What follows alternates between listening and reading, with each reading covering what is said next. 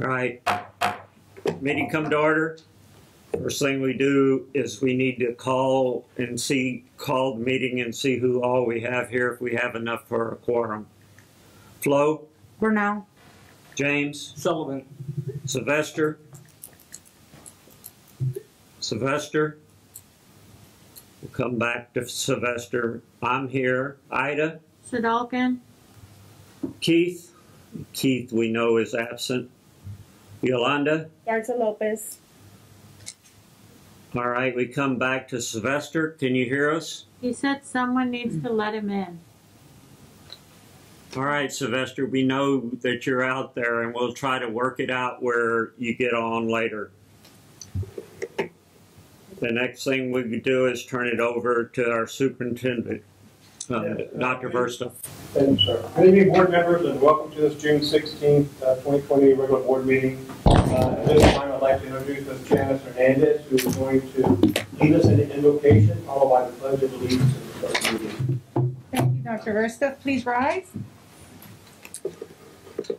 Dear God, we thank you for the opportunity to come and gather together this day.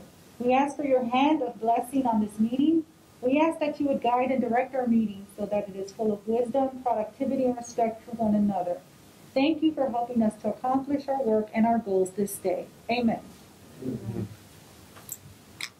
I pledge allegiance to the flag of the United States of America and to the republic which stands, one nation, under God, indivisible, with liberty and justice for all.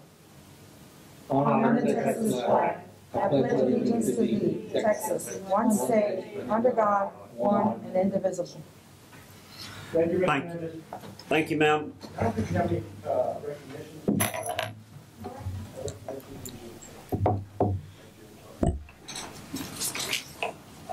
All right, item 3, recognitions. We do not have any.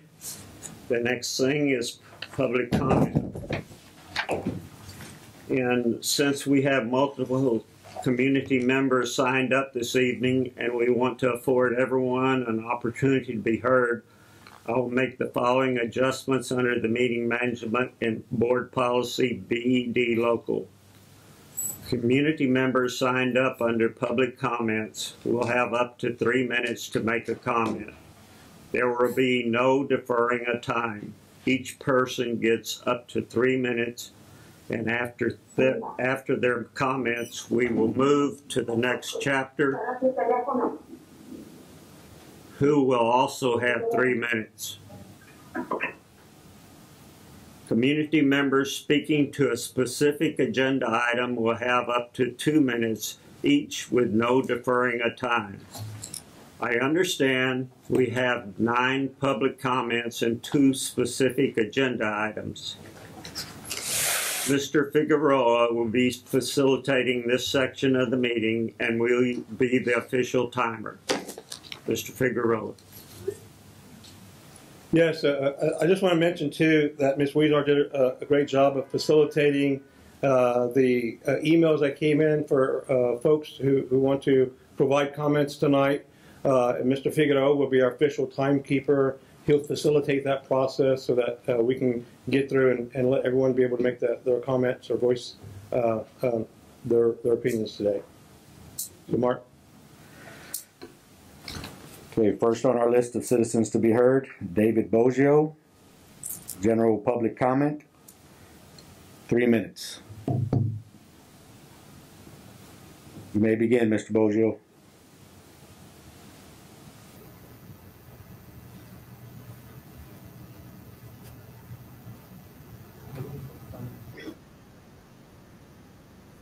Can you hear me? Yes, sir. Hey, good evening, board members. Today I'm reporting to you that at the end of June, my career of 50 years of service to my country as a soldier and to the citizens of 4 school districts comes to an end. 25 years of that service has been as an educator, and half of that time has been in service to the citizens of this district. I've spoken to this body as the Director of Career and Technology, the Director of Transportation, and now as former Assistant Principal of Castem High School. My duty tonight is an unpleasant one. First, I am reporting that I resigned my position because the leader of CASTEM was unceremoniously removed without just cause. This body takes pride for doing what is right for the citizens of this district. However, the decision regarding this action is not what is right for our citizens and is not in the best interest of children. Rather, it is in the best interest of adults. As you will hear from the families who pay our salaries, they believe it to be harmful to their families and their children. It is furthermore harmful to the employees of the district. The Code of Ethics and Standard Practices for Texas Educators Standard 3.2 states, as educators, we are ethically bound to make no actions that adversely affects or endangers the learning, physical health, or mental health of students. The decision to remove the leader of our school flies in the face of that charge. Regardless of what has been said to defend it, it is unethical and undefendable decision. A member of the CAS Network school staff, a body with which the district is affiliated, stated, "We learn the most when we stop to listen to students and put their needs at the forefront." One of our students made the following statement in response to this decision: "If they remove my principal, then I will go back to hating school again." Have you truly stopped and listened to our students and put their needs at the forefront? Or considered the emotional and academic harm that this decision does to our kids? Or considered the harm done to the family, the career, and the reputation of our principal? I think not. Thank you. Have a nice day. Thank you. Thank you, sir. Thank you. Up next, we have Alberto Alvarez, citizens to be heard, general comments. You have 3 minutes, Mr. Alvarez.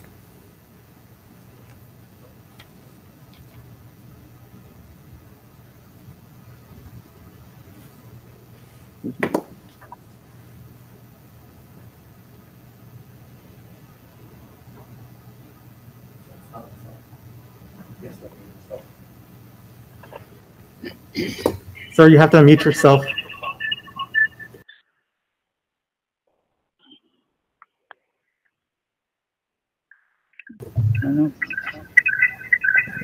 Mr. Alvarez, you have 3 minutes.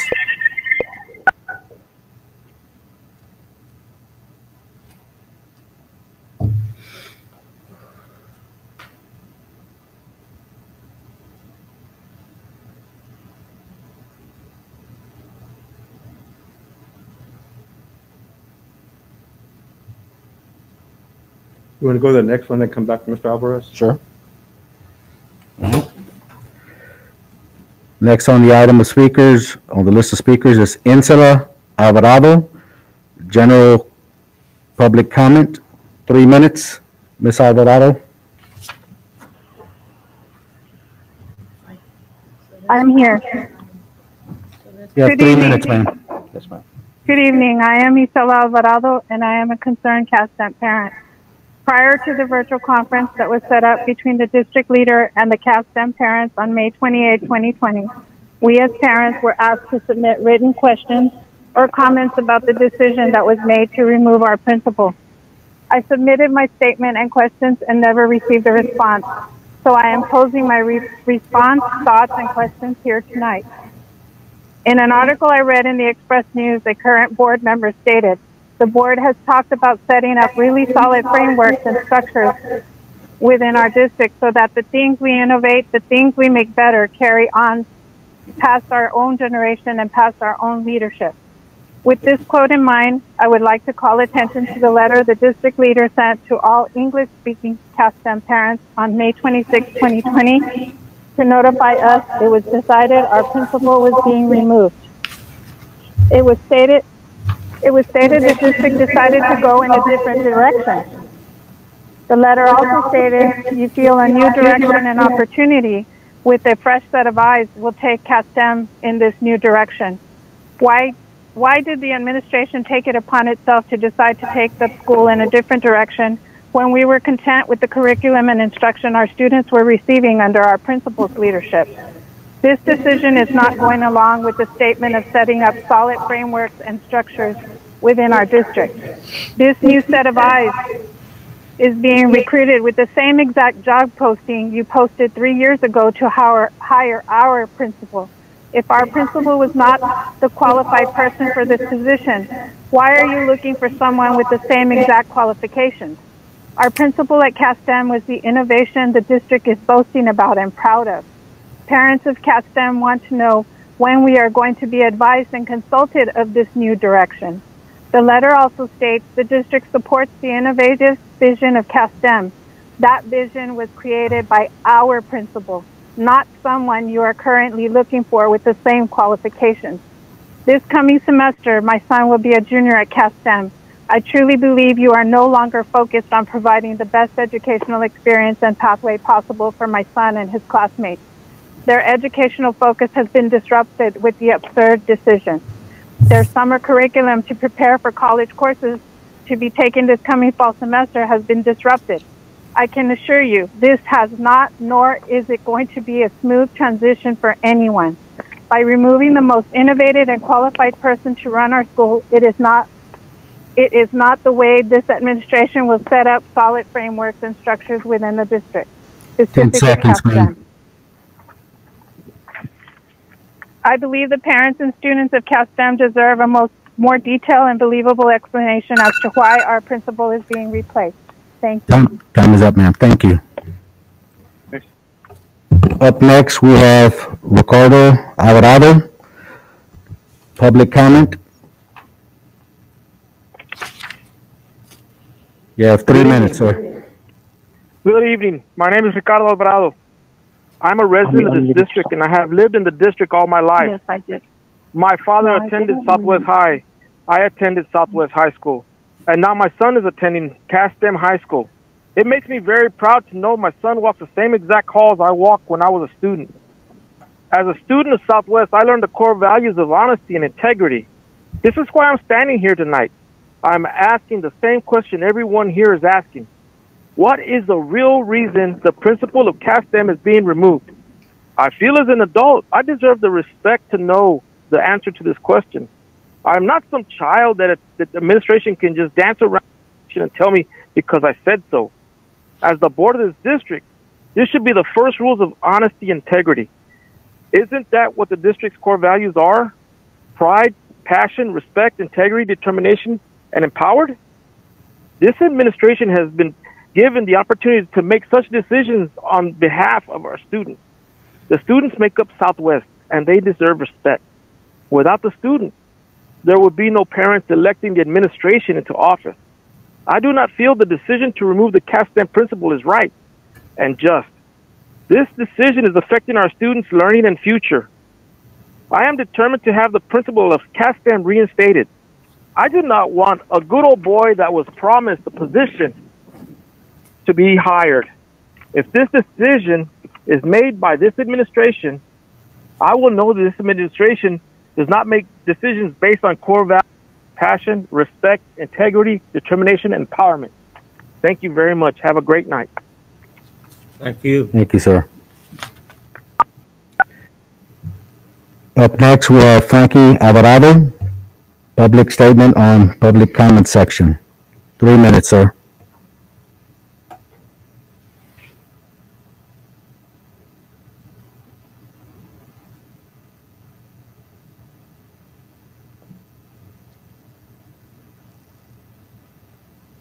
Frankie Alvarado, you prepared to speak at this time?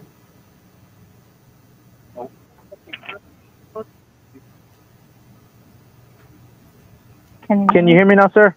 Yes, sir. You have 3 minutes. Good evening. My name is Frankie Alvarado, and I will be a junior of CASTEM High School this coming semester. Our school principal has created an environment for students who think differently. Most of those students who attend this CASTEM High School have come from the same background I have. They have been bullied all their academic life because they think differently. Our principal of CASTEM changed all that and has made our school a so-called safe haven for those of us who think differently. Through her leadership and guidance, she has helped us channel our thinking into productive projects that will future help our community. My experiences of being bullied have left me scarred emotionally and mentally. With this school that our principal created, I found other students that think the same way I do. When I came to CASTEM, I was still apprehensive and aggressive. I ended up snapping at one of my classmates out of fear and anger. My principal helped me through this by reminding me I was here to experience learning, not fear. Through help of my principal, my counselor, and my therapist, I was able to overcome my aggression. If my school shuts down and I am forced to relocate to Southwest, I do not want to encounter those people who cause me pain. This will cause me to not concentrate on my studies or my learning, and maybe cause me to be aggressive again, perhaps push me to fight. I don't want to go back to that dark place. I want to stay at the school with my principal where I know my future is bright. Thank you. Thank you. Thank you, sir. Is Alberto Alvarez available? Who's our second speaker on the list? Hello? Yes. Is this Alberto Alvarez? Yes, sir. Thank you. Okay. Yes, sir. You have 3 minutes, sir. Okay. My name is Alberto Alvarez. I'll be a junior at CASTEM. So in middle school, I felt very hopeless when it came to my grades and general academic performance. Because I could not retain the information relayed to me by teachers, I felt that I was set back and lost in the sea of my peers, unnoticed and alone, unsure if success was ever in my future. And to me, high school was merely a more difficult extension of middle school. I would receive the same learning, the same grades, and consequently the same academic performance. For this reason, you could imagine why I was terrified to leave 8th grade and start high school. With the year drawing to an end, I became even more worried. I wondered to myself if bad grades were inevitable for me. Luckily, before my 8th grade year ended, a new school appeared, CASTEM. Upon attending orientation, I knew wholeheartedly this school was much more than a STEM school, as many would call it. It was hope. It was truly awesome to see the passion our principal carried with each word. She spoke highly of a dream that was CASTEM and welcomed openly students and families in the audience. And just like that, more than a school, but a family was born. This passion kept the values of CASTEM alive, and it is what helped me gain academic confidence. I've excelled in many areas now, not only because of my principal's encouragement, but because her dedication to helping each and every student. I recall meetings in which I'd sit down in her office with the dilemma. Her words were never, "I'll see what I can do," but more like, "What do you need me to do?" I believe this alone serves sufficient representation of our principal, who put students first. There was never an absence of support. At CASTEM, each student was taught in a way that best suited them, something I've seen only once, but still I knew to be a product of our principal's effort. Learning was more of a prescription here. I've seen firsthand that it is the best way to learn, and I believe our school statistics would support my claim. Each student learns differently, with different doors to success. Giving each student the same type of learning is like giving them all the same key to those doors. CASTEM provides each student with their own key. I fear that the values of CASTEM allowed to exist only because our principal's continued support is at risk. Change has helped me, and the change in education that is our school has helped many others. I don't understand how more changes might affect us or why they are needed in the first place. Thank you. Thank you. Thank you. Next on our list of speakers is Diana Quiroz, public comment. Ms. Quiroz, are you there?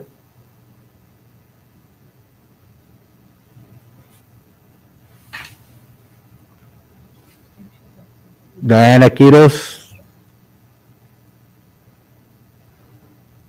Okay, we will move on to our next speaker, Raul Leonidas. Hello. Okay. Yes, I'm sorry. Is this Miss Quiroz? This is Diana Vallejo Quiroz, yes. Okay, yes, ma'am. You have 3 minutes, ma'am. You may begin. My name is Diana Vallejo Quiroz. I'm a resident of Southwest Independent School District for the last 42 years.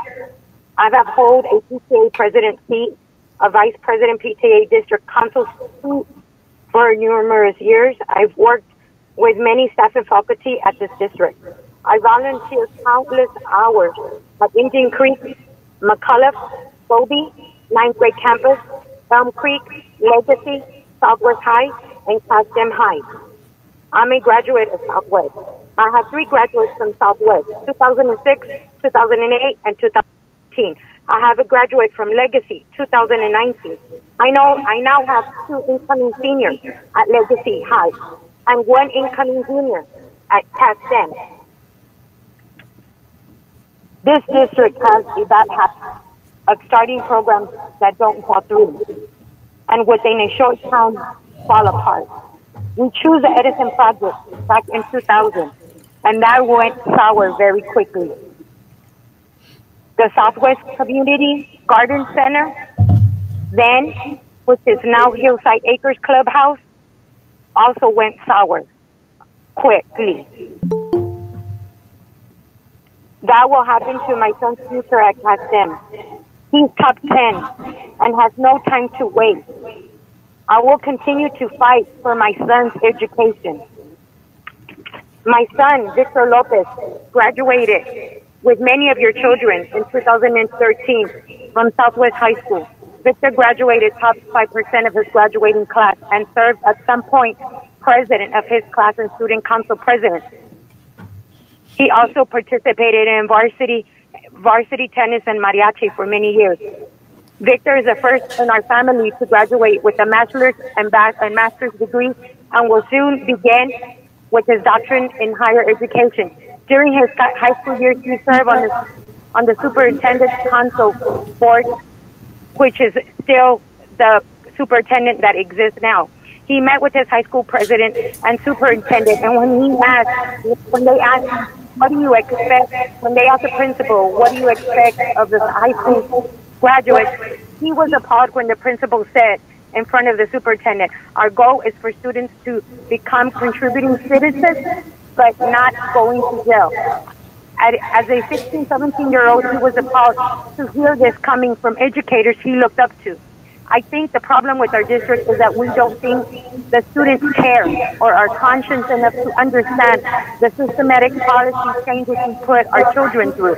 I am here today to make the same comment and the mindset that my son Victor had to go through though it's not the same his brother Luke goes through. As parents, the community, and the students. Time has expired, ma'am. Thank you. Thank you, ma'am. Thank you. Thank you. Up next, we have Raul Leonidas Luquez, general statement, public comment section.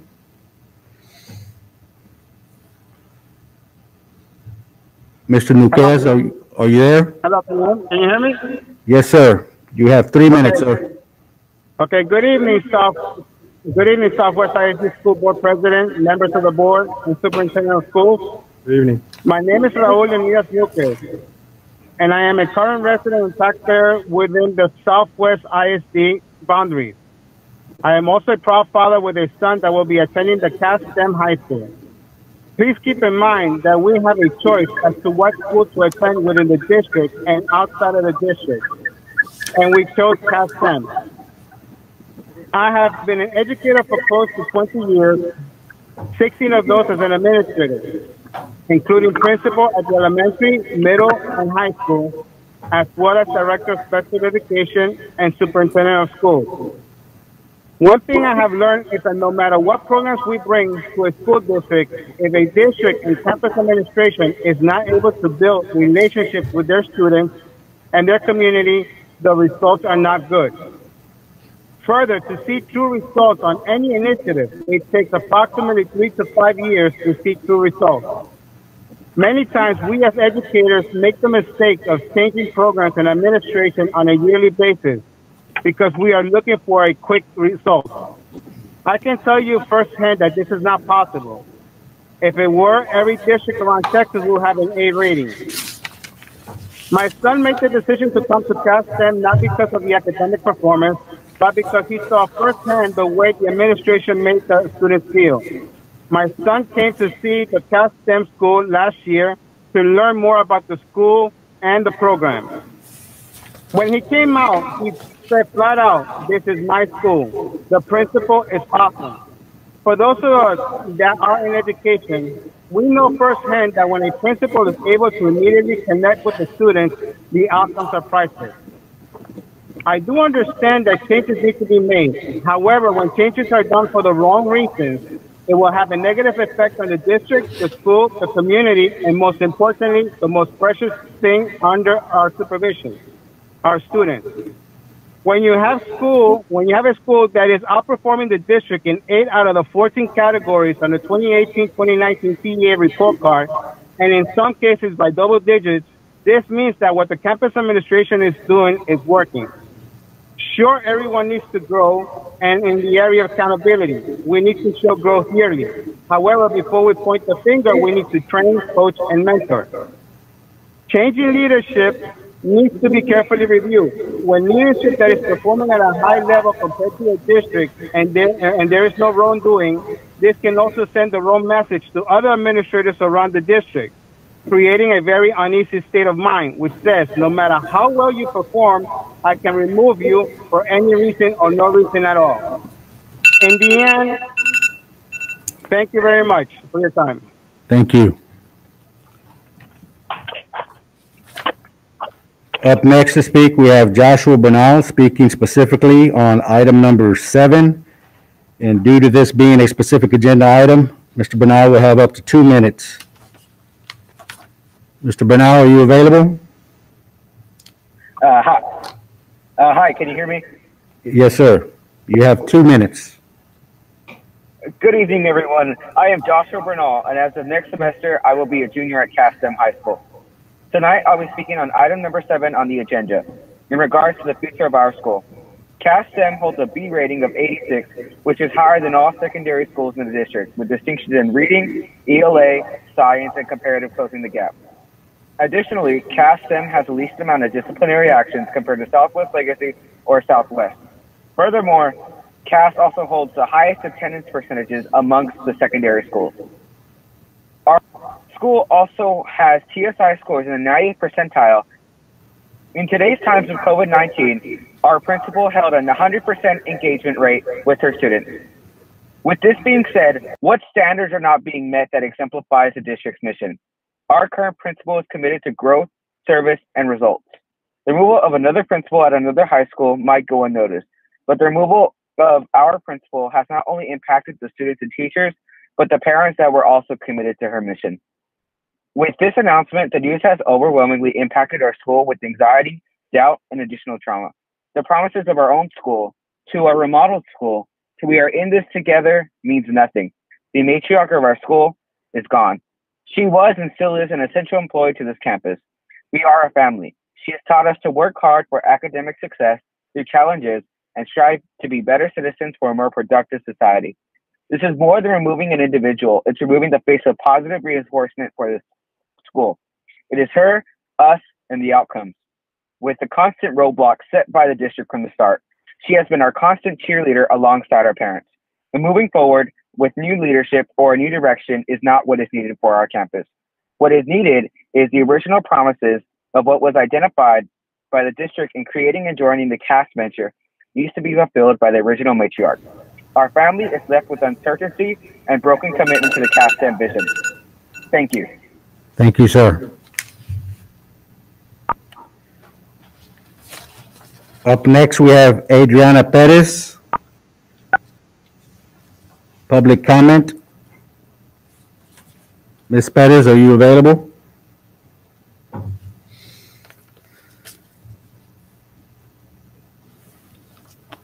Adriana Perez. Okay, we'll move to the next speaker. I'm right Becky. here, sir. Oh, okay. Thank you, ma'am. You will have 3 minutes for your comments, ma'am. Thank you. In an article by Rivard Report on May 9th, 2019, the district superintendent Lloyd Verstoff commented that he commended our school staff, parents, CASTEM sponsors, and industry partners for helping to make CASTEM a quick success. In the terms of success, we have not yet succeeded. We have hit milestones in our years. However, our success comes after we graduate and have our diploma in our hand and are headed towards our futures. Mr. Versoff also thanked the CAS Network for its vision and ability to embrace Southwest ISD. Our vision is with Dr. Gardner. Dr. Gardner knows the plan for these 4 years.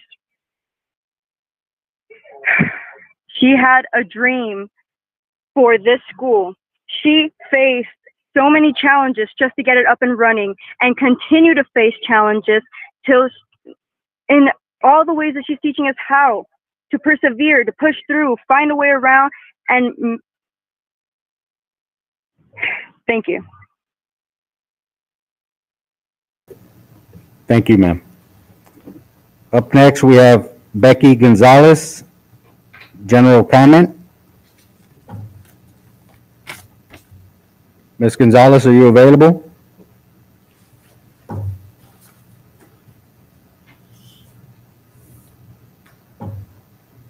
Becky Gonzalez. And we will move to our next speaker, Mr. Luke Gutierrez. Mr. Gutierrez, are you available? Sir. Okay, sir, you will have 3 minutes for your comments. Okay. Hi, my name is Luke Gutierrez, and I am a soon-to-be junior in the top 10% of CASTEM High School. I've seen success from the students at CASTEM since the very beginning of the school. Through my school, I have been able to meet professors, learn many valuable lessons, and talk to the owners of various companies. My principal has done many great things for my school, from helping kids receive college credit and recognitions to helping us all go on team building exercises that brought everyone together, not only as friends, but as family. She treats us as if we were her children and guides us in a way that will better all of our futures. She's even helped myself and other students get a trip over the summer to go receive the college experience at a campus in another country. All of these actions exemplify an amazing principle. After hearing the news about the current situation, I fear about what's to come with not only mine, but my classmates' educations and what direction my school is going in. We need answers. Our principal is outstanding, and there is no reason for another. Thank you. Thank you. Thank you. Becky Gonzalez, are you available, ma'am? Yes, sir. I'm here, sir. Okay, ma'am, you will have 3 minutes for your comments. Yes, sir. Good evening. My name is Becky Gonzalez. I am a lifelong resident of South San Antonio ISD and a school social worker in Harlandale ISD for 20 years and am a former member of the Board of Trustees for the South San Antonio ISD. I am speaking to you as all of those things, but most importantly as the proud aunt of a soon-to-be junior of your CASTEM program for the 2020-2021 school year. In support of my nephew, his classmates and friends, and their families, I am asking this body as a team of 8 to reconsider the removal of his instructional leader. My nephew was recruited for CASTEM during his 8th grade year and signed a letter of intent as his commitment to the 4-year program. He takes that commitment very seriously. The decision to remove his leader right smack in the middle of his high school years has led to questions, concerns, and anxiety for all of us. During this era of COVID-19 has been especially hard, but my nephew and his classmates did not allow COVID-19 to keep them from achieving excellence. They were ready for online learning because a large portion of the CASTEM curriculum is designed around online learning. We cannot allow anyone to say this all happened through magic or osmosis. It all happened through the leadership and commitment provided by the leaders of CASTEM. Who else would communicate with students, understand what was necessary for each student to not only continue their studies, but to continue to strive for excellence, even during this time of COVID-19, and convey all of these needs in a timely manner to the district administration so that these students would receive all they needed so as not to skip a beat. Let us not forget that these students were also in need of and received the emotional support necessary during this most difficult time to ensure their continued success. As a former member of the South San Antonio ISD School Board, I have evaluated the effectiveness of programs versus the cost to taxpayers. I have overseen the implementation of said programs. I have evaluated what is best for kids. I have sat where you sit. I have made decisions like the one you are about to make tonight or very soon. Please consider that this decision, if a replacement of the CASTEM instructional leader is named and voted on by this body tonight, would be detrimental to the students and families of CASTEM. It would be a decision made in haste. The community was notified about the removal of the CASTEM leader around the end of May. In a virtual meeting, the families were informed that interviews for a replacement would take place between June and August.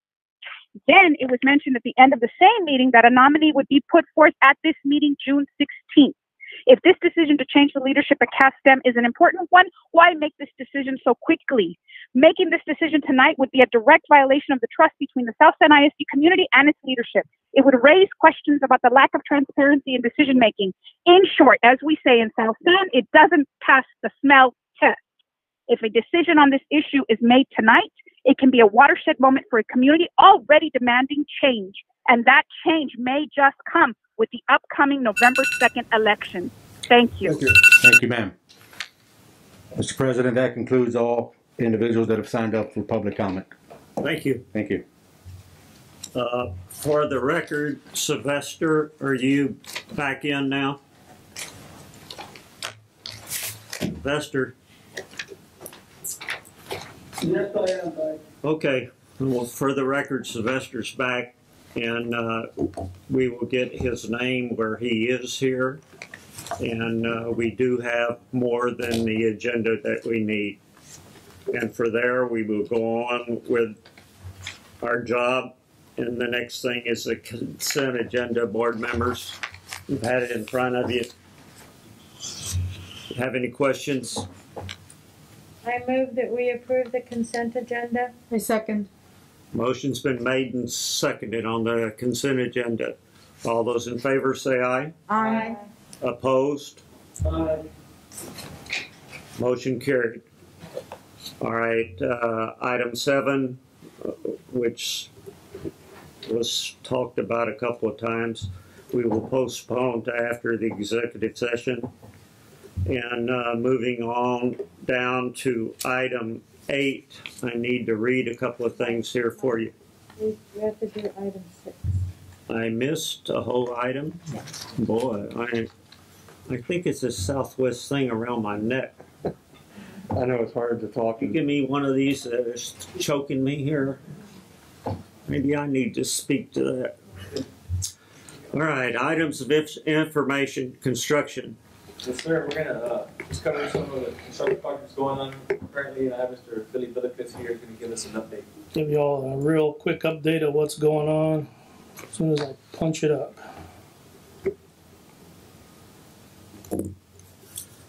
Well, I've missed some items before, but not the whole thing. It must be.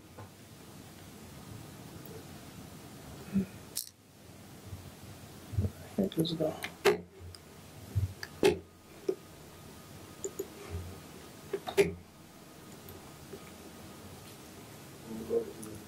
Where the heck is the? There's 3 folders there. But it's not the removable E. Where's the? I did, but oh, there it is. No, it's not even on there.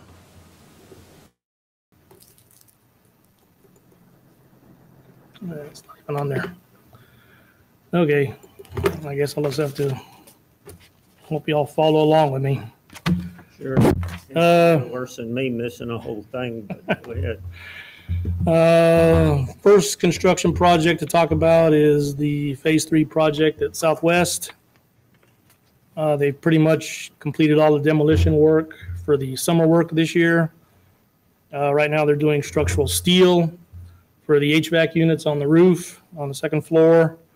They've got some other prep work going on for the HVAC units, ductwork, curbs, etc. Before the units come in. They're doing just some miscellaneous wall framing.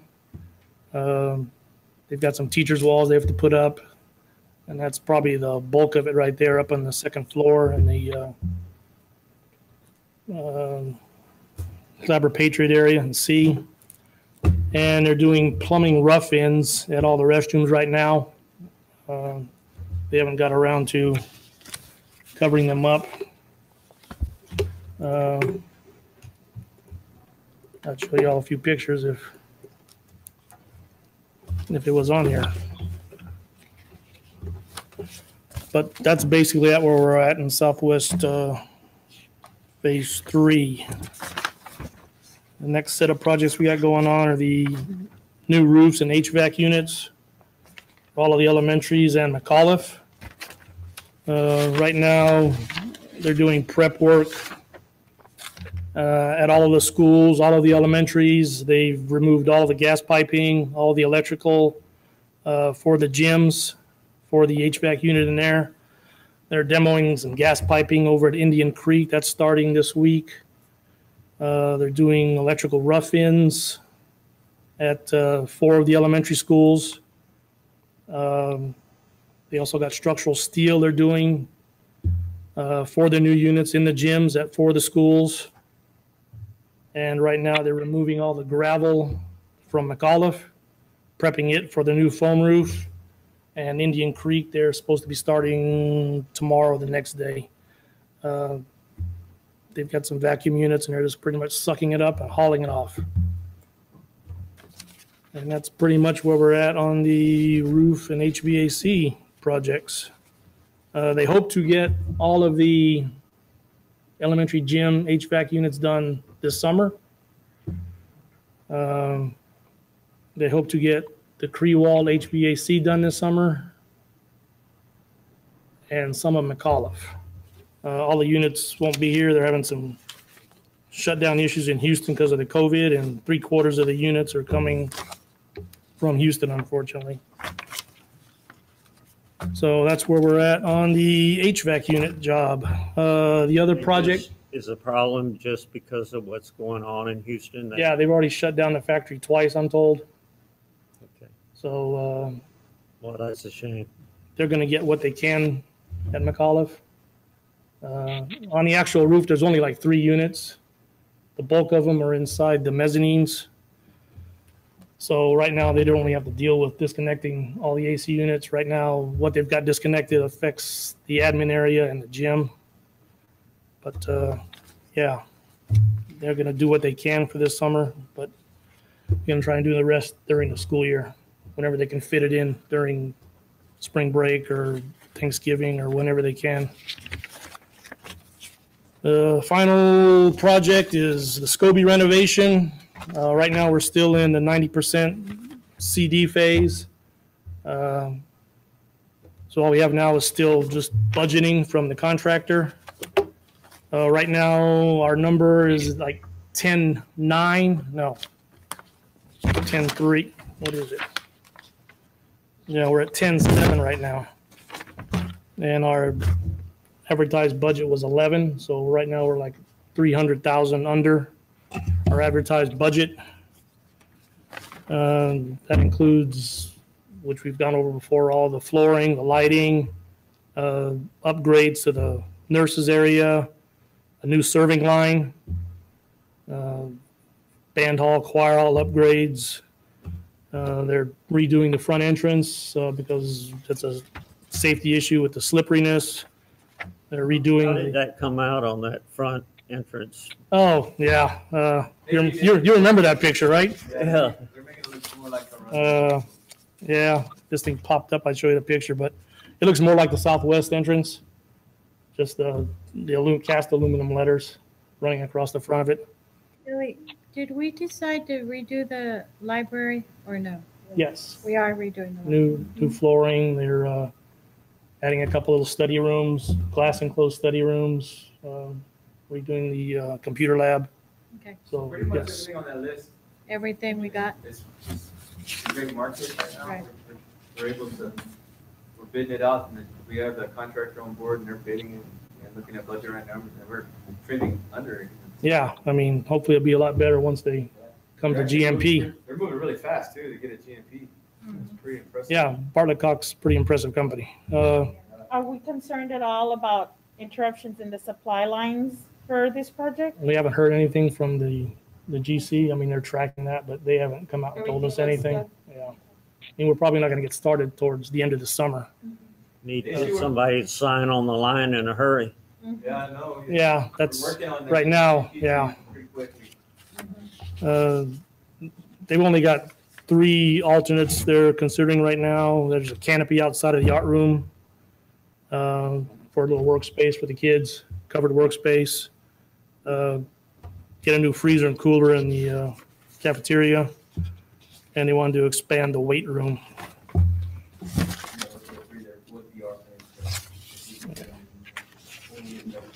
Yeah, right now the plan is to bid this job on I'm bidding this job. No, the 9th of July. And we hope to bring the GMP to the board on the 21st of July with a notice to proceed that following day and substantial completion September of next year. Well, there's going to be another project we'll have to do, like we did in college, where we're going to take some portables in. Yes, we got. Relocate hallways, we just kind of work out of portables and just relocation until we get through it. It's not a project we can finish in summer, especially since we're going to start kind of almost when school starts. Yeah, we're Together, demo. taking the 3 portables from McAuliffe and moving them over there.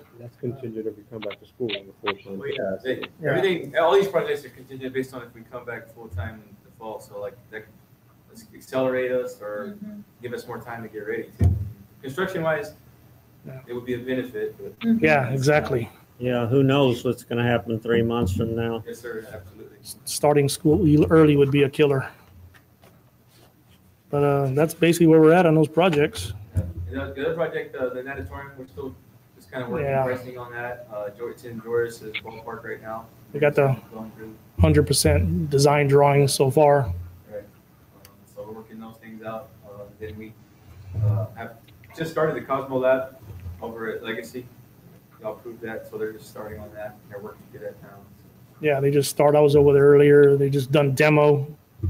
Now they're just working through all the stuff they're uncovering, just little odds and ends here. But we're gonna have our big projects, big bomb projects starting and really wrapping up soon. Phase 3 already at Southwest Hassel is, and now we're about to get Scobie going, and hopefully by October, November, we have a GMP for the natatorium. Think you're gonna be able to get all this going with what is going on? The contractors, they're still working, so yeah, that's good. Yeah, I think that's it's better that they can do it right now when we don't have students. We'll have to probably look at some safety measures and things when we have around with our students and stuff. So. Were the remodels at the high school, were we supposed to finish those over the summer, or those are gonna run through the year too? They'll run through the year too. Yeah, they're doing it in sections, and then we'll take sections and close it all. we're just doing Cyber Patriot area now, language arts, ROTC life skills. And that's basically it for this summer. Okay.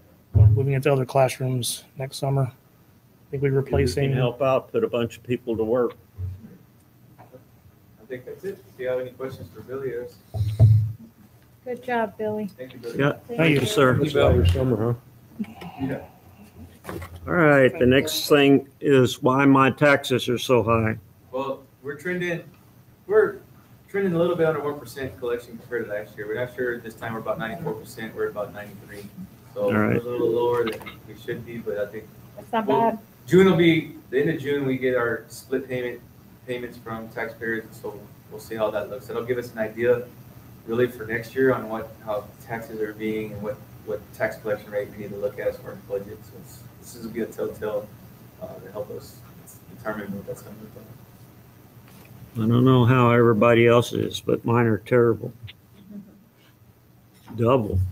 Seriously, double. That's not, we didn't double the tax rate. It's praise value. Pennies, they're going to count the pennies. All right, the financial report, y'all stop me if you have questions. Investment, James's gift, enrollment report, questions on that? Purchases over 50,000. Increase on the adult meals. Yes. We have Winston Gatman, Director of Child Nutrition, here to come present on this item of information. Good evening. You might shoot at him raising meals like that. You look very nice. Go ahead, sir. Sorry. Well, we're required every year to do a calculation to see if we need to raise adult prices. And this year we do need to raise adult prices, which would be reimbursement rate plus commodities, USDA foods. And that rate for lunch would be $3.98. I recommend raising it to $4. And then breakfast would be also reimbursement rate, but this year the calculation added commodities for breakfast. So it's going up dramatically. So it's going to be, the calculation is $2.64. So we recommend raising it to $2.65. But it went up 35 cents, but it was because of the USDA foods added to the calculation. Recommend raising the prices for breakfast to $2.65 and recommend the price for lunch for adults to $4. Boy, McDonald's is going to beat you out here for long. The McDonald's is going up too. Questions for Mr. Gatman? Yeah. Anything? Thank you. Thank you, sir. All right. Communications on summer, fall, beginning of school. We know that during this unprecedented time, it's really important that we communicate really well with all of our parents and families. I think we mentioned a while ago what's going to look like in 3 months. So we know that this time is fluid. And we know that we're currently working on 3 or 4 different plans for the fall. We're also working on different plans for the summer that are inclusive of doing some minimal face-to-face, predominantly elementaries. And so I think what Ms. Hernandez put together was a plan so that we're working through different task force to get the information together through curriculum and instruction. But what we want you guys to understand is the communication structure, how we're really going to get that information out, what are the milestones, what are the venues of communication we're going to use to make sure that our parents, our families, and our students get that information because we know it's important, and we know that it's a challenge right now to put something out and then a week later it changes. So our plan is to continually communicate with all of our communities and patrons. So we have Ms. Janice Hernandez put together a really nice prezi. Just wanted to say the word tonight for you, and we'll go through that and answer any questions about what our plan is. Thank you, Dr. Versta, Mr. Frazier, board members for having me tonight. I just want to go over through the communication for the summer and fall programming. I'm going to go through some of the projects that we have in place, go over all the aspects of the communication elements that we're going to share with our community. So the objective really is developing a communication strategy to inform our school community on summer school and fall planning. So our target audience for that objective would be our parents, our students, and our community overall.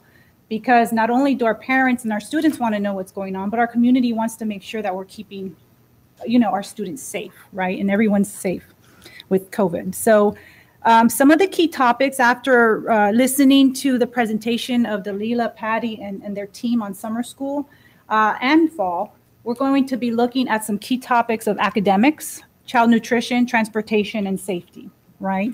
So those are some of the 4 main points that we need to communicate to our community. So under the academics topic, we're looking at elementary, middle, high school, bilingual, and special education. So listening to the presentations, we know that those elements have a lot of communication. It's different, but then there's similar aspects. So what we want to do is really focus on each of those and make sure that we're targeting the communities within those different areas. Child nutrition. So some of those things that we need to consider is face-to-face and distribution sites and curbside, right? So again, depending on the planning for the summer and fall, those are some of the things that we need to continue to address. So when this pandemic hit, we started opening curbside and meal distribution sites, right? So again, keeping the community informed on what we plan to do on that. Transportation. So again, one of the things that we are going to be focusing on is safety protocol for transportation, right? So what is the protocol if, we continue to see COVID, and how do we address those situations in the bus environment? Okay. And then the last thing would be safety. So safety is the overall aspect of everything, right? It's really important that we get out some safety protocols and in place for students, parents, and staff. So a lot of questions are coming in regarding safety for our community in the summer and in the fall, especially if we begin to see some face-to-face options. So, thanks, Roger. So summer and fall options. Another thing that we're going to be offering is, the Lila's team went ahead and surveyed the community to see what exactly they wanted as far as summer school and fall options. And the options are, some want virtual only, some want face-to-face, some would like a hybrid, and some want paper packets, right? So we're looking at offering all of those options, right? We want to make sure our families have choices. So again, within those choices, we want to make sure we're communicating accordingly what we're going to do and what our plan is under the academics, child nutrition, safety, and transportation, in addition to other elements that will come into that. Our communication tools evaluation. So one thing that we want to make sure as a communications team is that our parents are getting the information, right? So the first thing that we're working on is a registration campaign. We're going to be working with Adrian and his team. There's a new registration form that they're working on that's electronic.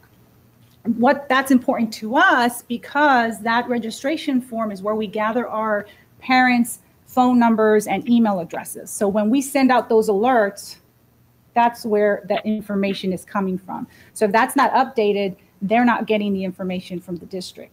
So again, we're going to be working with Adrian on a campaign to be able to promote this new registration form. With COVID, parents have to go to the campus and fill out and update it at the beginning of the school year. Well, we're going to change that and go virtual, but we want to make sure and promote it and make sure that our families get that information updated. The next thing that we're doing is a communication survey. So we have a lot of different elements and we do our best to keep up to date with whatever our students are using, whether it's Snapchat, Instagram, right? So this survey is a short 2-minute survey. And what we're asking our families is, what exactly do you use? What do you prefer? Are you getting enough communication? Are you not getting enough communication? Is it just right? So that way we can tailor our communication methods to whatever this survey tells us to do. We're going to continue using all the tools, but it'll help us kind of determine, well, this is the priority, function to use, or, we need to get on this social media site. That way we can better, again, communicate. So as we're starting to do that work, we're going to go ahead and look at our timeline for the summer and the fall. So with summer school in place, we're looking at, the team already has a plan. So we want to start cleaning up that plan, and we're going to be posting it on our website with its own site on June 22nd, which is next week. But again, we want to break it up into different parts where it's easy to find for parents, and it kind of addresses all their questions and concerns that they may have. Whatever we come up with as far as this communication plan, we're going to pilot that and use that for the fall as well, and just tweak it as necessary. So that same day, what usually happens is we get the information and we do a big communications blast, right? So we will be posting it on social media. Again, the reach is pretty high. So we have 13,000 followers on Facebook. That's our students, parents, families, community members, business partners. So again, the reach is pretty good on our social media sites. So Facebook, 13,000, Twitter, almost 6,000, and Instagram, almost 3,000. We also have YouTube and Snapchat that we use as well. But these are the top 3 that our parents in our community like to use. So that's on the district end. We have also expanded on the campus side. So I remember a few months ago, I believe before this pandemic, we had proposed an idea for campus influencers. And I have to say, they have really worked so hard to get communication out, especially during this time. We were able to get training before this all happened, and every campus was assigned a campus influencer. They received a camera, they received instructions on how to use social media, how to use the marquees, and they've done an amazing job. So through this pandemic, we were able to communicate emergency situations to positive stories at their campus. Oh, my nurse is doing this, or look at my child nutrition team, different things like that the campus influencers did. Okay, and they worked really well with us, and we hope to continue that program next year. But in addition to that, we opened up Facebook pages for all our campuses. They had Twitter, but Facebook, Roger went and said, we got to open this up now. And we did that, and the growth has been there. And our families are going to Facebook as well for the campuses. And again, the marquees too, we're using the marquees with our campus influencers.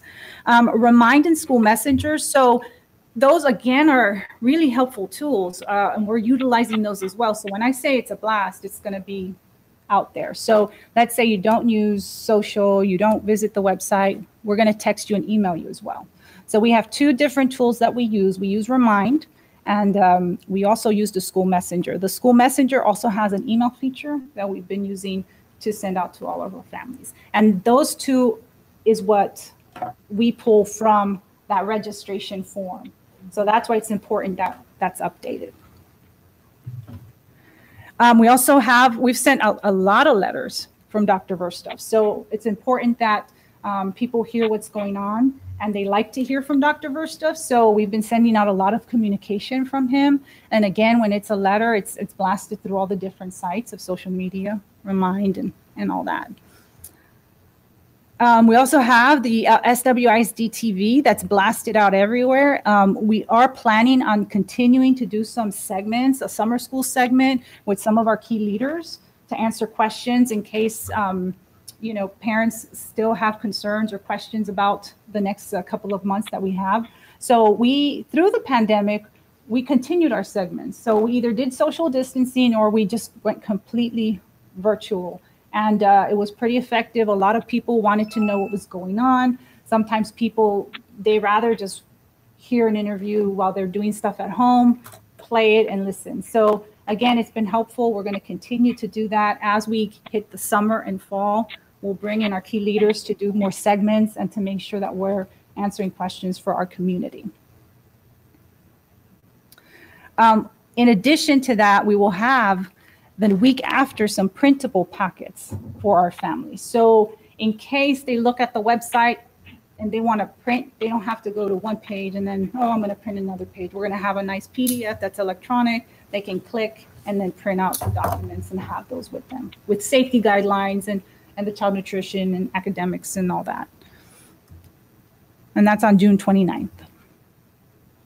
So basically, what does that mean? Well, that means that we're having to change the communication outside of the marketing plan, but we're going to continue with the marketing plan that we had shared with you all. So I know that we had talked about, when we had a focus group, some of what they felt was important to them, what they wanted to see.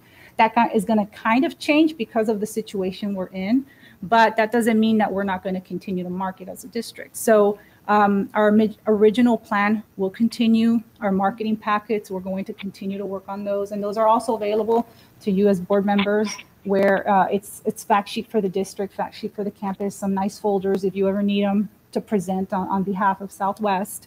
We have those. We've been collecting news articles for 3-4 years now. So we have those where you can print on specific campuses or district news. We also have videos, a lot of videos as well that if you have a PowerPoint presentation or something, we can use. So it's called the Communication Toolbox, and that's what we've been sharing with the district. We're going to continue with our billboards. We're looking at different locations. Those really came in handy this year with what happened and our seniors missing out on some opportunities because of the pandemic. So we had a lot of excitement with the billboards. So we're going to continue to use those as well and probably change locations just to see if we can target a different area. We're continuing to send out postcards. So the postcards are important. We were sending out postcards to new residents every 3 months and targeting those. We'll continue to do that as well. Another angle that we're going to look at is Nextdoor. Preparing a presentation actually for senior staff soon here. Nextdoor is offering an opportunity. I don't know if you use Nextdoor, but sometimes if you go to Nextdoor, you see a announcement from the sheriff's department or something. They're going to open that up for school districts. That way we can make announcements through Nextdoor and we can share any kind of communication that's going on through the district, and it'll cover all the zip codes. Right now, we can't do that. We have to do it by where we're located versus we give them all our zip codes. We're able to get all of our residents. So it's a really great tool. So we'll be looking at that as a possibility to add on to our current communication strategies. And then one other strategy that we're looking at, and already strategy, it's a highlight. I mean, a lot of our teachers did some great, amazing things, right? So a few weeks ago, we did a best in class campaign, and we received a lot of teachers submitting their virtual, learning, like, look what I did, and this is my innovative way of teaching in this new environment. So we did a week's worth during Teacher Appreciation Week of highlighting these teachers and showing off, hey, look what they were doing. So we want to do a promotion on our remote learning options and how great our teachers and our district is handling that transition. So we're going to be working with Stephen Klein, calling him and doing a promo just to highlight, look, this is what Southwest is offering as far as online learning, and looking at the different communications that we can do remotely. So we're going to be looking at ways to promote our teachers and promote our programs through the virtual environment. And that's all I have. If you have any questions. That's awesome. Okay. Great job. Thank you. Thank you. Thank you very much. Thank you.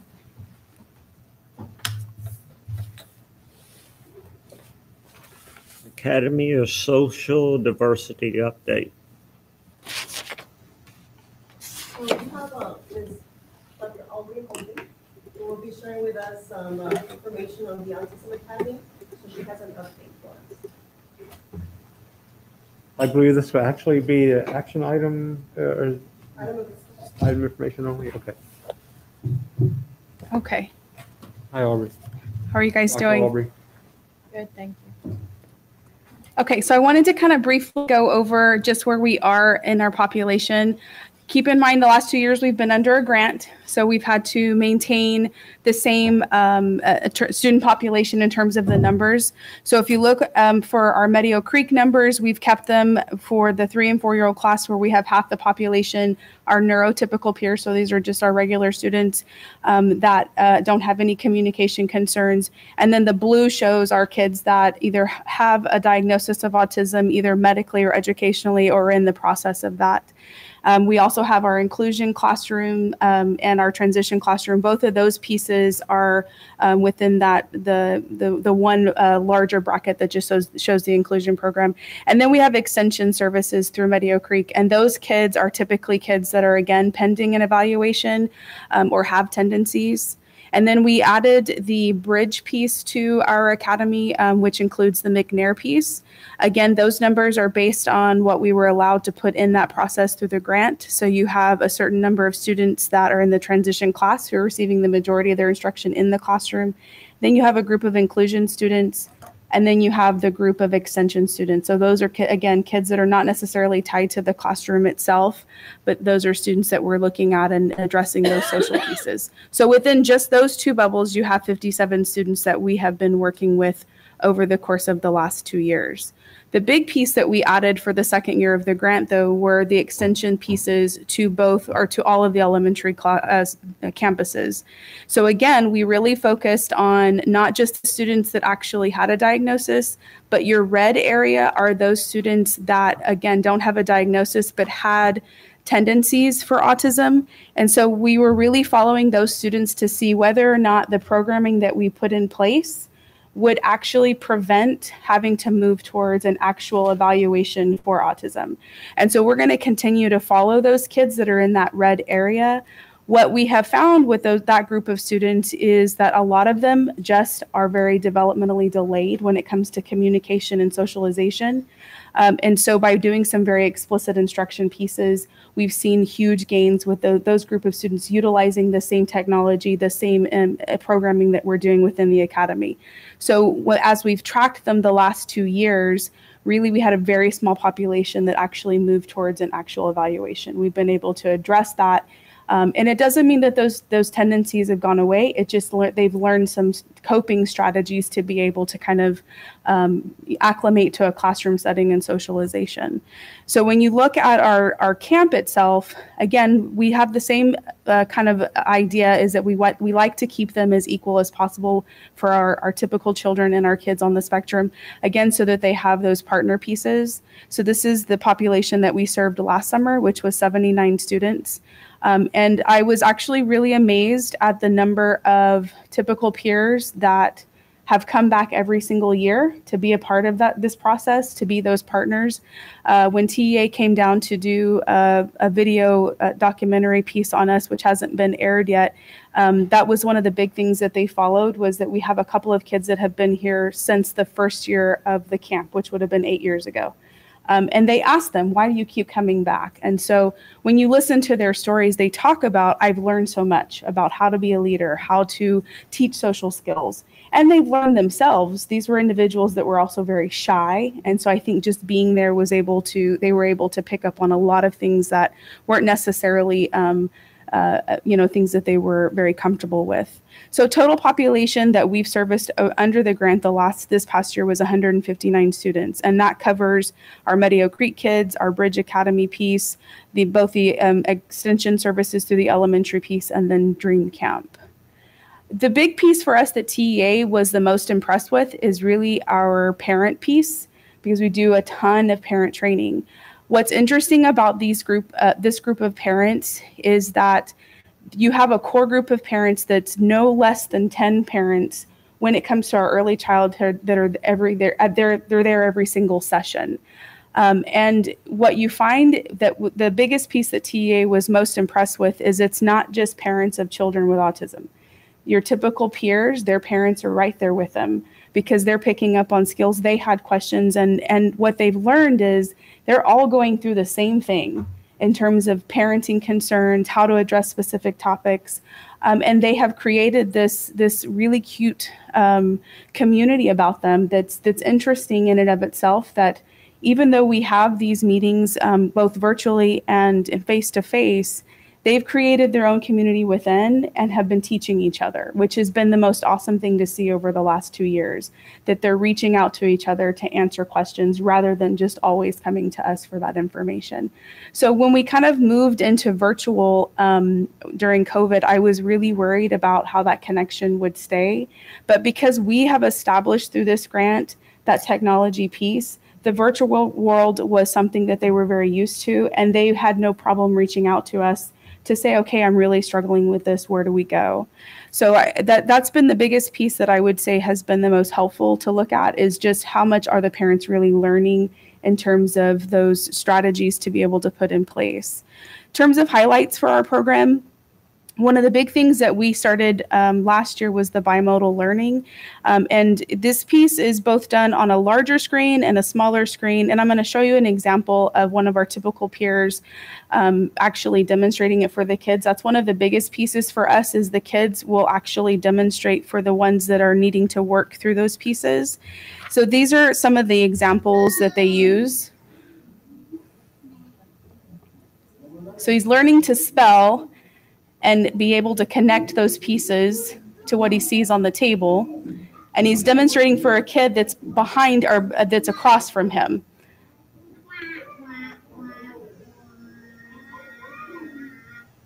And so the thing with the lamp device itself is that you put the letters in, you hit the actual word, it says the word, they have to find the word. There's a lot of modality to that helps them to not only pick up language, but to actually read. And so what we found was, for the kids, the lamp device is really a communication device. However, what it did for our typical peers was it taught them to read. So we were able to find mutual benefit with that particular device. And so we've created programming around that that was really helpful. And then based on a lot of those things, we were able to put some groundbreaking work together to create an actual social pragmatic assessment, which really talks about the communication piece. And so we're still fielding that. We are trialing it with both our typical peers and our students on the spectrum, and being able to see whether or not you can see a consistent pattern amongst the groups. So with the bimodal piece, that actually really took off, and we had quite a few organizations reach out to us. We were asked by the International Society for Autism Research to speak. We've been asked to speak at the conference that has to do specifically with augmentative communication devices. And then we also were asked to speak at the CARD convention, which is also an autism convention. Unfortunately for us, because of COVID, none of those conventions actually occurred. But a lot of them are moving to a virtual platform. But the International Society for Autism Research is going to be publishing us based on our work with the bimodal, which is really interesting to see people really take off with that and see the benefit of that particular technology being utilized for typical peers. So it shows the mutual benefit to that. And the last thing that we're really doing is we've partnered with A&M San Antonio and the Autism Treatment Center to do specific research with Milo the robot, who we purchased last year. And we're really looking at the benefit of both typical peers and students on the spectrum being able to utilize the robot to learn how to engage emotion. And so the first year we brought this robot out, this entire group of kids were completely afraid of Milo. And over time, when they realized the benefit of Milo and what Milo could do for them, then it became something of an interest to them. And they realized that he does dance parties and he teaches all kinds of lessons. And they became really engaged with Milo, and Milo became a big part of their ability to communicate and demonstrate emotion.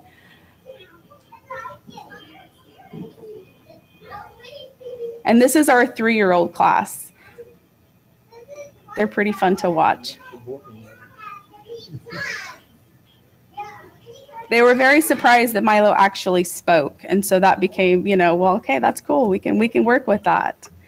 So just in general, across the board, our kids are really progressing in terms of those communication skills, the social skills, and really just integrating within their communities. It's been amazing to watch the kids really build relationships with their typical peers, to the point that during this whole COVID situation, we had lots of birthday parties where kids were going to get in the car and do a parade so they could be a part of that.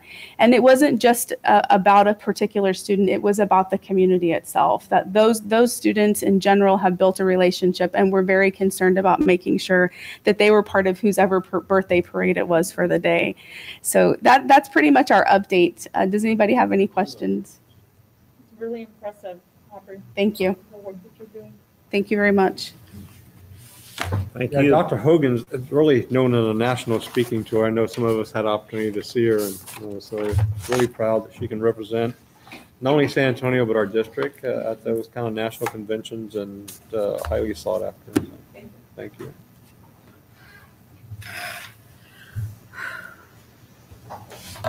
All right, the next thing is the superintendent, and we will postpone that to after executive session. And what I tried to get into earlier and made a mistake is item 8, human resources. And I need to read a couple of things before we get into it. If you'll look at item E, under section 8, the administration would like to remove this. And we would need a motion to do that, if you'll look at it. We would like to table that so we can do additional research. New information came up that led us to believe that it'd be better to wait, table it, and come back in the future with that item. Yep. 8E. Item E. It's the consider adoption of resolution with ESC Region 12 for universal benefits. It's that health insurance. Remember we were going to look at Yeah, we talked about it last time where we were going to try to go with this other district on insurance. I read it. I move that we remove 8E from the agenda. Second. The motion's been made and seconded. All those in favor say aye. Aye. Aye. Motion carried. All right, the second thing is on item F. We would like to postpone that until after executive session. I don't think we need a motion to that, but we will come back to it later. You're correct. All right, from there we will go back to the top of human resources and Miss Day's item A. Adrian, are you available? Can you hear? Yes, I can. Can you hear me? Yes. And so I'll introduce, I'm really here to flip through the slides for you. Adrian Ramirez, the Executive Director for Pupil Services, is going to present to you tonight on the waivers that we're being required to submit during the pandemic on behalf of Southwest Independent School District. Go ahead, Adrian. Good evening, everybody. Good evening. The Texas Education Agency has provided guidance to local education agencies regarding the submission of a missed school day waiver due to COVID-19. This missed school day waiver will help the school address the 75,600 operational minute requirement and allow the district to collect ADA for days missed due to COVID-19. Information contained in the waiver application will include days that the district was closed. These days will include closure dates for planning and for days that remote instruction was provided. Along with the missed school day waiver, the instructional continuity attestation while closed document must also be submitted. According to TEA, the missed school day waiver will be granted as long as the district commits to supporting students instructionally while absent from school grounds. In this document, Southwest ISD attests that parents and guardians were provided with the educational resources and implementation assistance necessary to support an instructional program that was provided off campus for students who were absent due to concerns about the potential of illness or actual illness associated with COVID-19. A second attestation related to optional flex school day program, OFSDP students, must also be included with the missed school day waiver.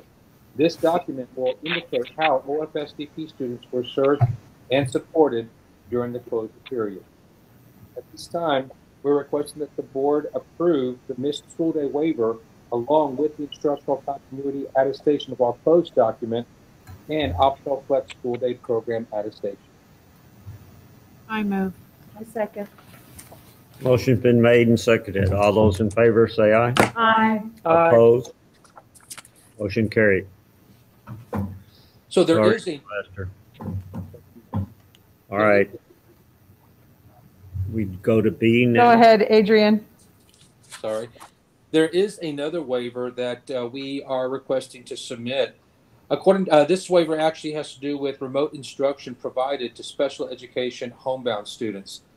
According to TEA guidance, if our school district provides remote homebound instruction to a special education student, our district may, with the approval of a waiver request, count the student in attendance for FSP funding purposes, including weighted funding purposes, provided that all ARD committee requirements were met and all requirements related to the provision of special education homebound instruction were met as well, except for face-to-face instruction from the homebound teacher. During the school closure period, in-person instruction due to COVID-19 health and safety guidelines was not provided. So we are requesting that the board approve the waiver for remote instruction provided to special education homebound students. I move. I second. Motion's been made and seconded. All in favor say aye. Aye. All those in favor say aye. Do you have? Aye. Excuse me. Motion carried. All right. It's been an exciting night. C. Item C, please. This next one is also a homebound instruction waiver. This one is for general education homebound students. Again, according to TEA, if our school district provides remote homebound instruction to an eligible regular education student, the district may, with the approval of a waiver request, count the student in attendance for FSB funding purposes, provided that all requirements of the homebound program are met, except for face-to-face instruction from the homebound teacher. During the school closure period, in-person instruction due to COVID-19 health and safety guidelines was not provided. So we are also requesting that the waiver for remote instruction provided to general education homebound students be approved as well. I move. I second. Motion's been made and seconded. All those in favor say aye. Aye. Opposed? Excuse me, Sylvester. Motion carried. Thank you, Adrian. Thank you. All right, consider approval of board policy DNB local. So I'm going to bring Will Baker, the Executive Director of Human Resources, up for that item. All right, Will. Good evening, President Frazier, board members. Good to see you all. If you'll remember that we did a first reading of DNB local at the last board meeting. This regards the assessment and the evaluation of campus administrators. And we wanted to change DNB local so that we could do a local, locally developed process for doing those evaluations. So we would basically say the district shall appraise principals using a locally appraised process developed in accordance with law and administrative regulations.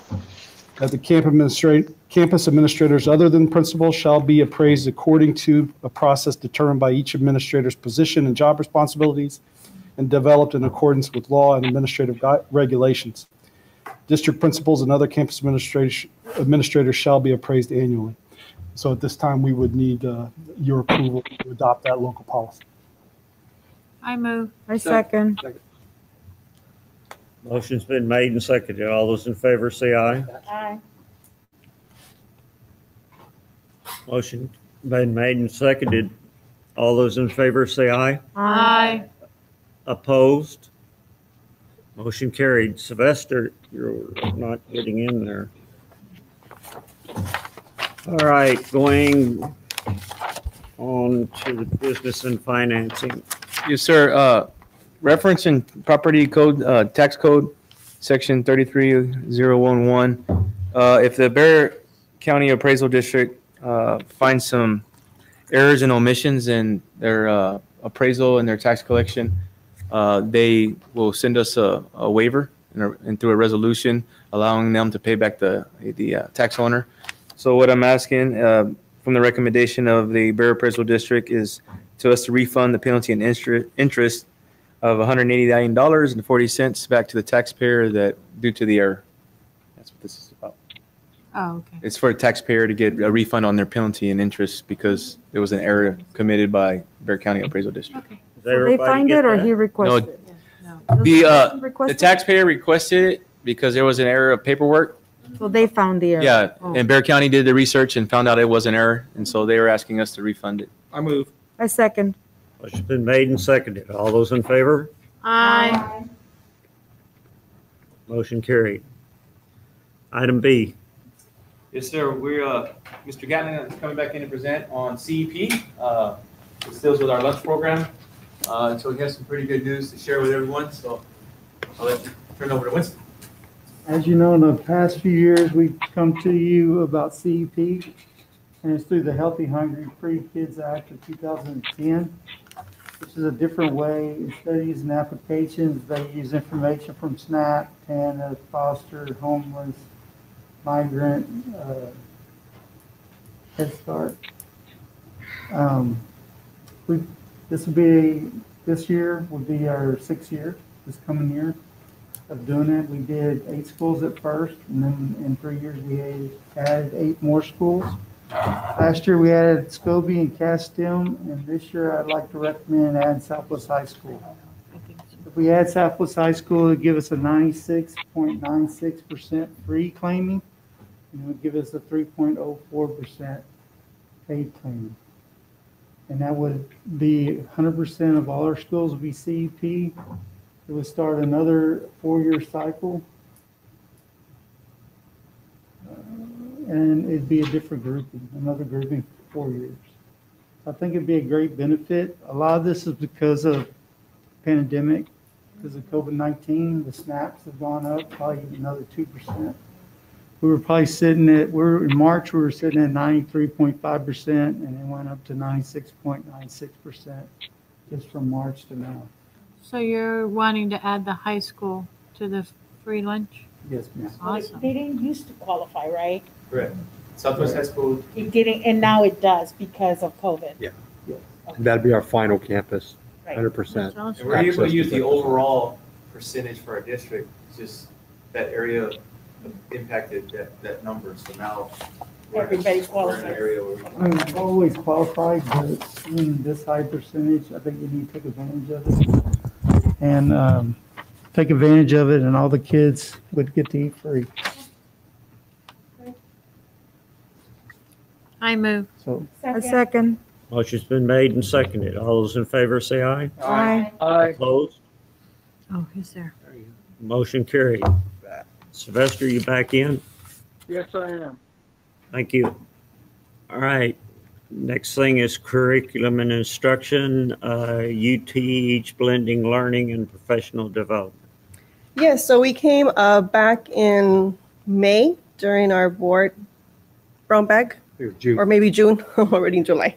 And we shared with you some of the opportunities that we have now with UT, which is called You Teach Blended Learning.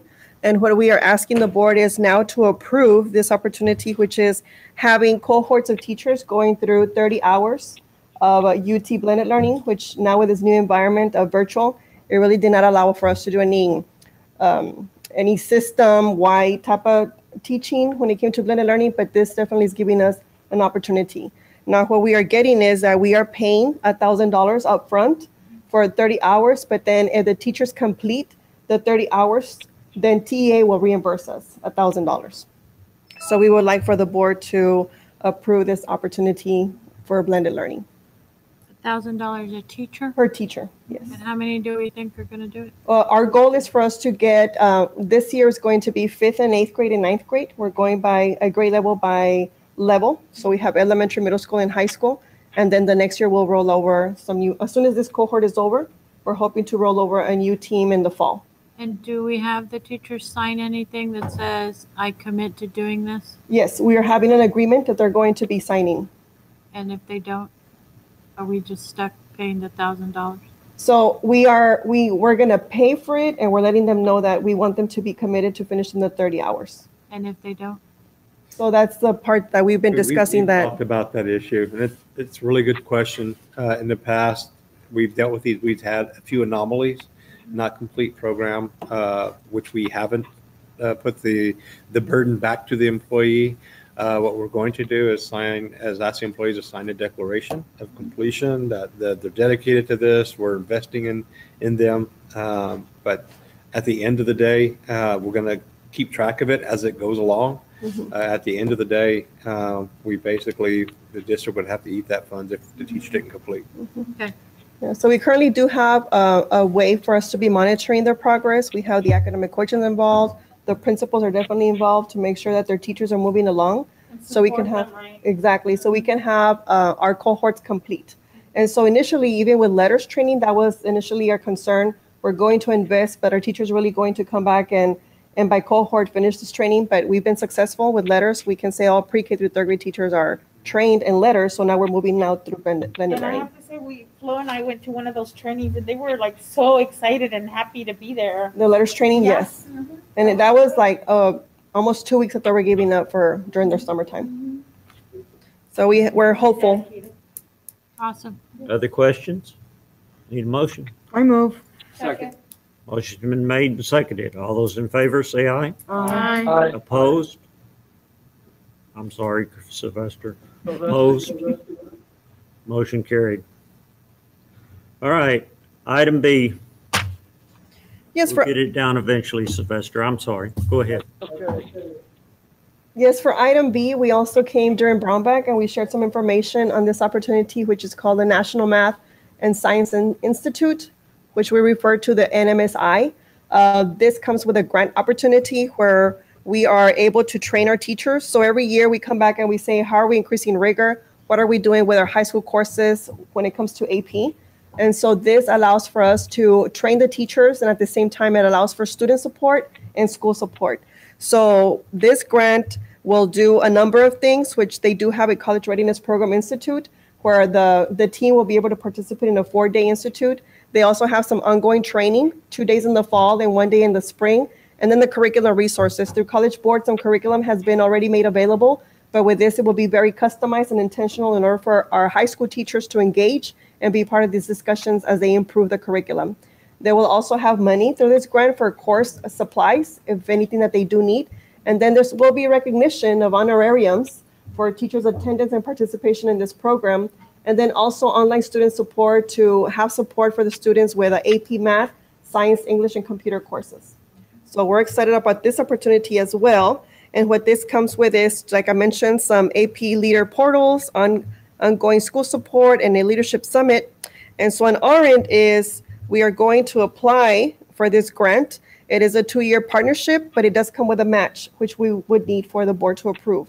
It would be a $90,000 to $100,000 with a 10% match. Questions? I move. I second. Motion's been made and seconded. All those in favor say aye. Aye. Aye. Aye. Motion carried. All right. Item C. So this evening, we have a number of stipends that we have compiled and put together. As we've been, the first time we came to you during a brown bag and also during a board meeting, and we asked for a stipend for the content area. Now what we're doing is we're looking at the programs in order for us to scale up and look at the programs that are needing some revamping when it comes to the curriculum, and also for the new courses that we are creating. So to begin with, we have some curriculum writing that will be happening, which is for now CTE. And that's an area that we really haven't really spent some time in writing some curriculum, but we definitely want to come back and do some refining in the curriculum. So this afternoon, we will need a board approval for CT curriculum. At the same time, also for GT curriculum, with a CAST, we do have PBL. And so that work got started, and now we want to come back and do some refinement and reinforcing of the PBL. It's been exceptional and awesome, the work that has begun. But we also do find that the teachers have requested from CASTEM an opportunity for them to come in for a week and come and do some PBL curriculum writing. So this is why we want to now make sure that we identify and spend some time with some PBL curriculum writing for them. The last stipend that we're looking at is now with some changes that we went through Frontline, we have to come back and do some cleanup when it comes to the transcripts. During the fall, we spent some time in December and doing our senior transcripts. So now we want to come back and make sure that our juniors, our freshmen, and our incoming freshmen, we are able to go back and look at the transcripts. So currently we are asking for a stipend to bring in the counselors to come and do some audit revisions and to look at those transcripts so that we could be ready for the fall. Is the stipend the same for everybody, or what are we looking at money-wise? The stipends, there is a breakdown, and let me see. It would be $2,800 per counselor. I think there's 4. It'll be 2 and 2 each counselor. And the other people?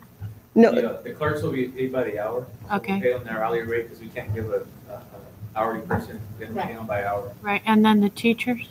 The teachers that are, the teachers will, the breakdown, there's different stipends for these, like, if you look, you go back up to the background, I don't know if you, you don't have yeah, 101, no, I don't have it. For the BBL, will be 1,600, when they finish their product. The GT also 16.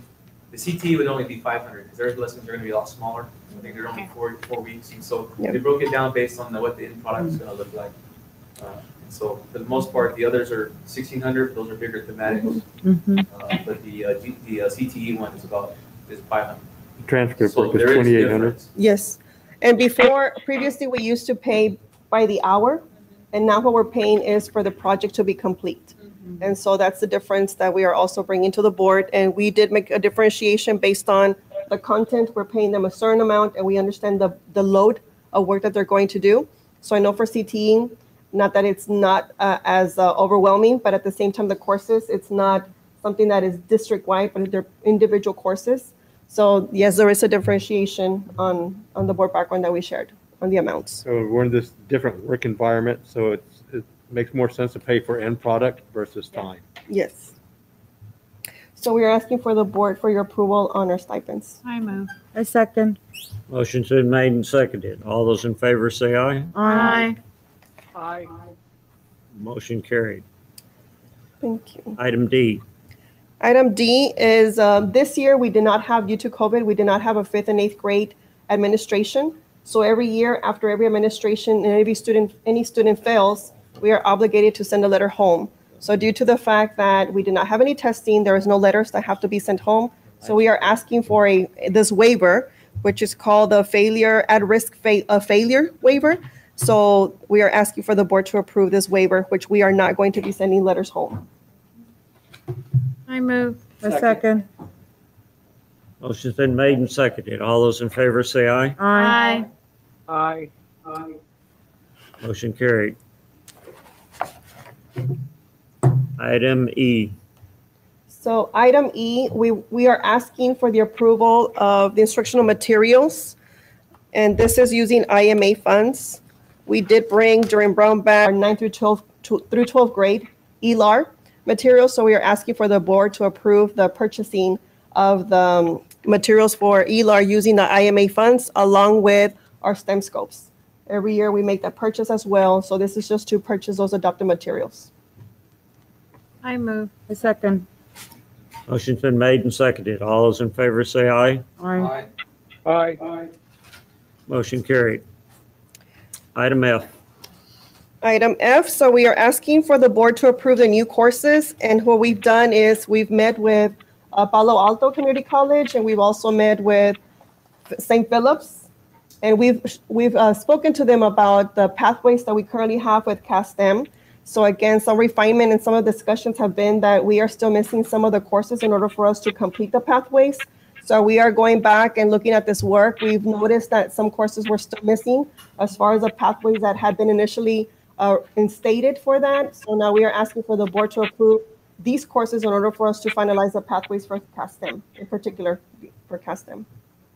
And this was a brown bag presentation in June as well. That's correct, sir. Second. Motion's been made and seconded. All those in favor say aye. Aye. Aye. Aye. Motion carried.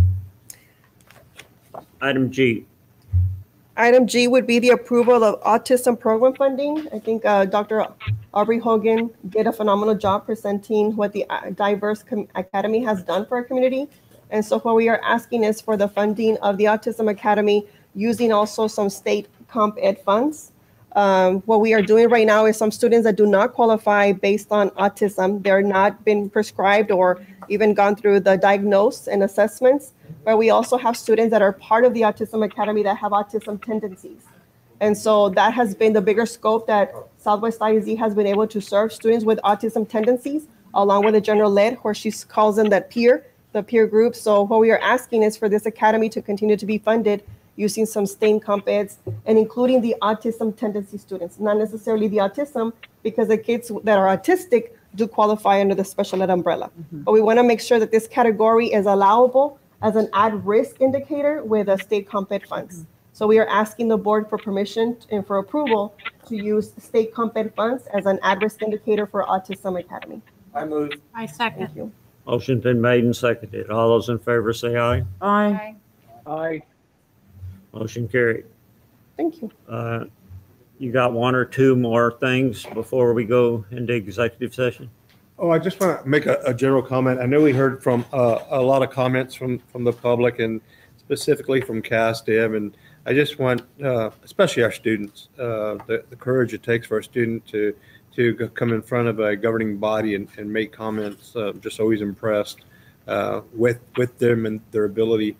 I just want the board to know that we've been very transparent since the inception of this change, and any invitation to jump on to speak. We're in an unprecedented time, so it's hard to have face-to-face. That we've been able to do that. I've been able to do that, and have been very transparent in the process. So I know there's probably different opinions and different decisions. The reality is, in personnel matters, is some folks may not know all the issues and considerations, and that's just what happens in these types of things. So I appreciate the fact that we can have different opinions, and everyone's voice is important. And we have a lot of work to do this summer, and it's time to make sure our kids are supported in every one of our campuses. So we do embrace that as well. So other than that, that's all I wanted to say. I do appreciate the fact that you spoke out. All right, I'm going to read this, but we'll have to clear out some people. Under section 551.001-551.146 of the Texas Government Code, we go into executive session.